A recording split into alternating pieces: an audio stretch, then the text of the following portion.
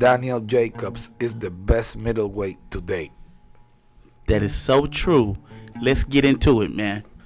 Well, Daniel Jacobs is the IBF middleweight champion of the world.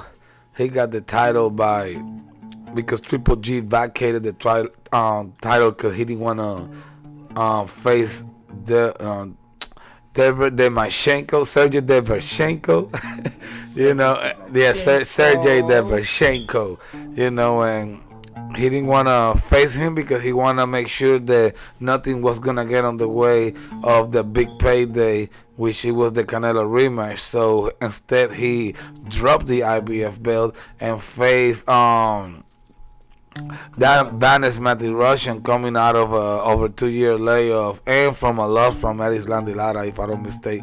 So and coming from he was coming up from 154 pounds as well. His first fight ever at 160. So it was a horrible look on Triple G that made him. That obviously tells you right there that he in fact avoided Sergey Devershenko, which Daniel Jacob in fact defeated him in a unanimous decision. Well, it was actually a split decision, but we all know that was bullshit. It was a competitive fight though, but not a split decision. You look at this situation. Why do you look at this situation the way you look at it? Because Jacob has stepped up to the next level and has leveled up on these boys.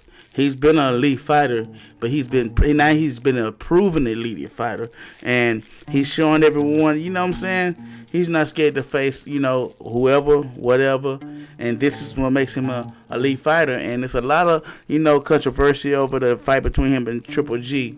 I think he actually won the fight, but not being just biased to the fact because I like Jacobs, but just knowing that he had stepped it up, even though Triple G knocked him down, that wasn't significant enough to just say, okay, yeah, he won the fight. I don't think he done enough to win that fight, but at the end of the day, it is what it is. I respect the judges' opinion, what they chose to do and who they chose and picked. I respect that. So for me, Jacob is doing everything he need to do, and anyone that faces him at 160 is going to have to step up and get knocked the fuck out. I gotta agree with you, man, and I also gotta agree with you that I really believe that he did beat Gennady Golovkin, even though he had that knockdown. I really felt like he had control of most of the fight, most of the rounds. Even in that round, I thought he landed a lot of more punches than Triple G in that round. He got up to fight, he wasn't hurt like that, But it is what it is, man. But we're gonna take a look at Daniel Jacob resume, and you're gonna see what we're talking about. Fighting top fighter after top fighter after top fighter. Watch this.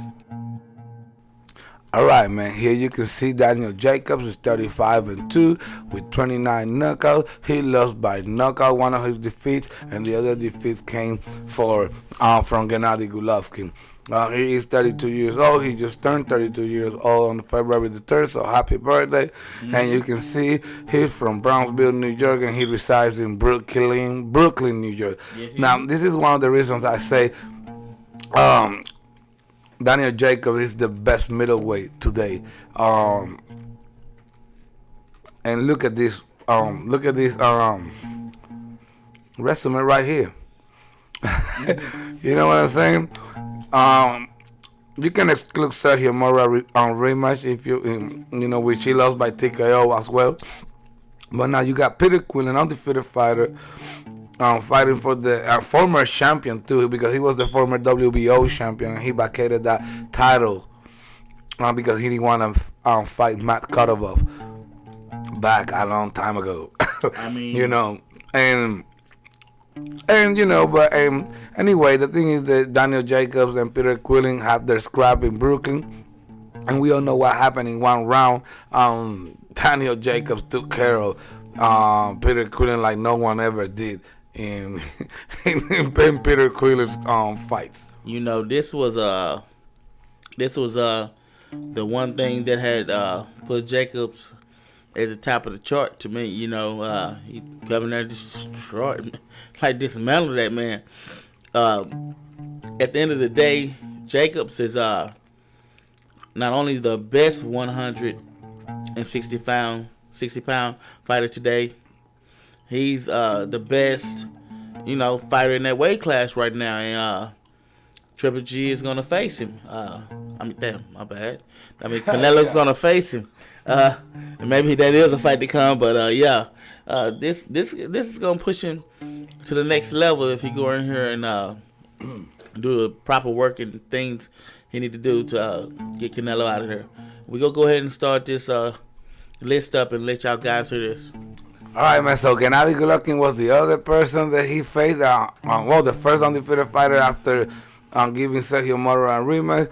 And I'll tell you something. I felt like Daniel Jacob did enough to win the fight. He did. But the judges, decided that Triple G won that fight. I don't even know how he got the unanimous decision.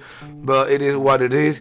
But even though he lost, because the judges thought he lost, he came right after that loss and went straight to Luis Arias, undefeated fighter coming up in the ranks, and he knocked him down, dominated him. He did. Then he fought Maciej Sulecki, and that was a war. That was a technical match. I mean, it was beautiful fight. Both tall, long, rangy fighters with a lot of skills in the ring. It was. But at the end, in the 12th round, I believe Daniel Jacob put the knockdown. It was a beautiful. I was impressed how Sulecki even got up from there. Yeah. He had a lot of heart, of course, and he finished the fight. Now, after that, you see Daniel Jacob had the opportunity to face Sergey Devashenko for the IBF title. The Triple G vacated because he didn't want no exposure, no nothing that will get on the way for to get in. He was about to fight the rematch with Canelo, and he just didn't want no threat, no danger in between. So he decided to vacate that title and go fight Vanes Matirosyan, and we all know how that ended. Yeah, then he defeated Devashenko, I would say, very convincingly. I don't know why they have a split decision. I don't know why the judges gave it a split decision. Respect him, though. We know. But it must be because of the respect. I don't know. But the truth is that I felt like Daniel Jacob won that fight very convincingly. And then you have Saul Canelo Alvarez. That's his next assignment, which is no easy task neither. Because this is what makes Daniel Jacob the best middleweight today. Yes, it does. This type of performance, this type of caliber of opponent, you cannot, it's undeniable. You know what I'm saying? He got the better of each country every time he fights. If you really think about it, excluding this dude right here, and then you got Peter Quillen down here as well. You have to get that to him. It's just, and I'm gonna tell you right now, if he gets to go and beat Canelo Alvarez and go back to Triple G and give him the rematch and beat Triple G, this is some legendary status type of shit. Legendary. This will raise Danny Jacobs' status. It will make him definitely a Hall of Famer. It will put him in the one of the best middleweights in the last 30 years, in my opinion.